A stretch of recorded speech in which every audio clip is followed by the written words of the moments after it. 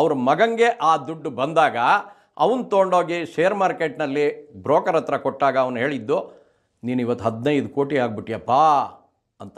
ಆ ರೀತಿ ಈಗ ನಮ್ಮಲ್ಲಿ ಮಹಮ್ಮದ್ ಅನ್ವರ್ ಅಹಮದ್ ಅಂತ ಯಾರೂ ಕೇಳಿಲ್ಲದೆ ಇರೋ ಅಮಲ್ ನೀರ್ ಅನ್ನೋ ಊರಿನವರು. ಅವರು 1970ರಲ್ಲಿ ವಿಪ್ರೋನವರು ₹100 ಮುಖಬೆಲೆ ಇರೋಂಥ 100 ಶೇರನ್ನು ಅವನು ತಗೊಂಡ IPOನಲ್ಲಿ.